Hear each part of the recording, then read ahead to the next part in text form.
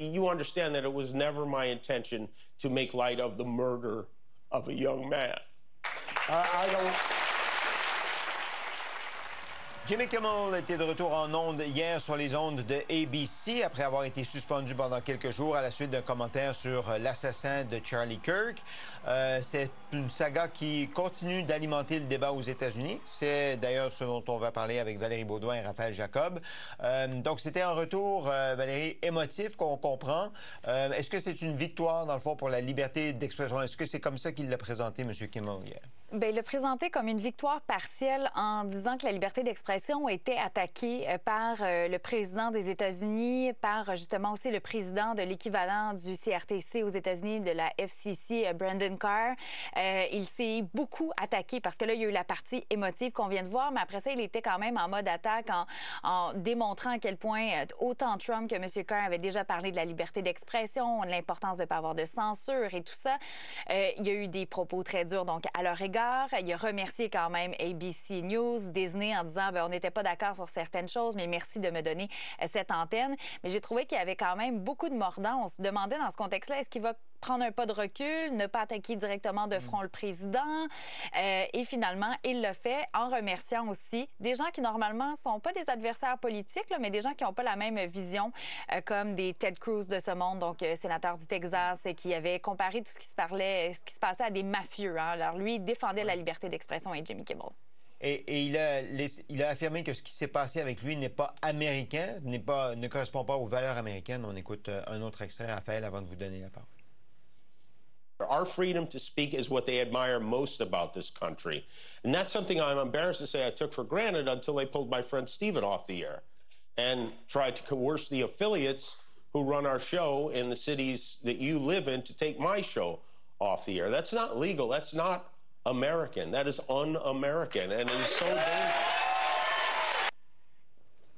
Est-ce qu'il a un point, là? Est-ce que vous trouvez qu'il a bien fait ça dans les circonstances, Raphaël? Il a un point, mais qui est très franchement involontaire. Avant d'y arriver, Sébastien, un mot. J'ai commencé hier la chronique en expliquant que si j'avais les mêmes couleurs que Donald Trump, c'était pas pour imiter le président. Mais aujourd'hui, je vous rassure, Sébastien, c'est pas parce que j'ai essentiellement les mêmes couleurs que vous que je voulais vous imiter ce matin. Donc, on est sur une lancée, là. Oui.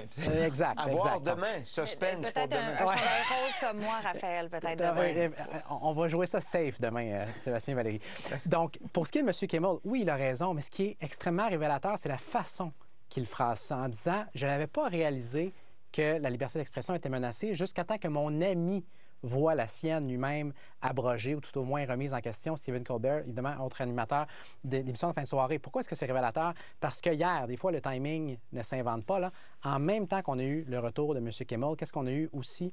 On a eu, pour la première fois, la compagnie, le géant Google, qui est venu admettre, noir sur blanc, que lorsque l'administration démocrate de M. Biden était au pouvoir, la compagnie avait reçu à répétition de la pression essentiellement coercitive pour qu'elle supprime du contenu qui, dans plusieurs cas, ne violait même pas les termes de la compagnie.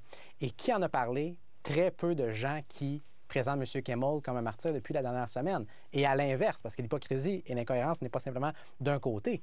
À l'inverse, Donald Trump s'est fait élire et est arrivé au pouvoir en proclamant que ça serait justement la fin de la censure et que là, on respecterait à nouveau la liberté d'expression. Qu'est-ce qu'il a fait depuis hier?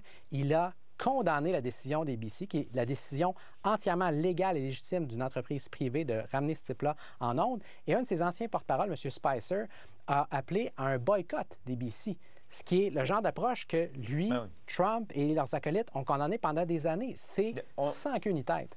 Voilà, on a d'ailleurs la publication Truth Social de M. Trump qui ne comprend pas, dans le fond, la décision que ABC a prise et Disney, qui est propriétaire d'ABC, en disant « Je pense que nous allons tester ABC sur ce point. Voyons voir comment ça se passe. La dernière fois que je me suis attaqué à eux, ils m'ont donné 16 millions de dollars. Cette fois-ci, cela semble encore plus lucratif.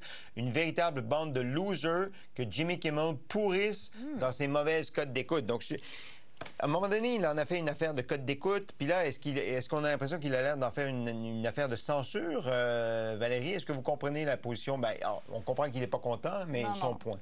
Bien, ce que je comprends pas, c'est qu'en ce moment, tout ce qu'on voit, justement, quand les gens de l'administration Trump veulent défendre le président et défendre Brandon Carr du FCC, ils disent, mais écoutez, c'était une décision d'affaires. Hein. C'était ABC News, c'est pas vrai qu'il y a eu de la pression politique. Il y en a pas. Alors, c'est le spin qu'on a depuis quelques jours. Et là, ce qu'on voit, c'est le président qui, au contraire, donne raison à certains de ses adversaires en disant, ben non, moi, je vais continuer de faire de la pression sur ABC News.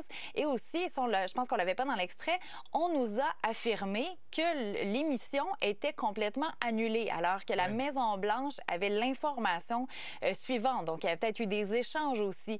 Alors, je trouve ça un peu incriminant, entre guillemets, et éthiquement un peu dérangeant de le dire aussi directement dans un contexte où tout le monde essaie de défendre ce qui s'est fait en disant « mais non, ce n'est pas de la censure, puis on fait pas de pression politique ». Donc, on comprend que c'est pas fini, cette histoire-là, d'une certaine façon, Raphaël.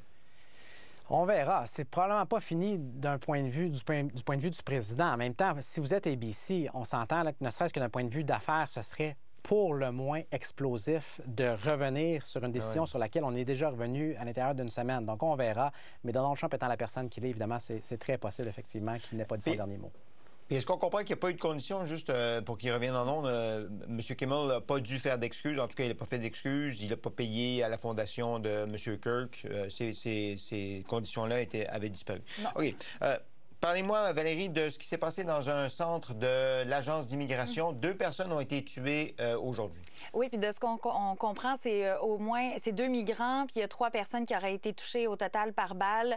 Ce sera un tireur isolé, là, un tireur d'élite de type sniper qui était sur un terrain avoisinant. La personne est décédée aussi. Et là, ce qu'il y aurait sur les balles, et ça, c'est le directeur du FBI qui a publié ça sur les réseaux sociaux, c'est un message gravé sur les balles anti-ICE. On peut le voir à l'écran.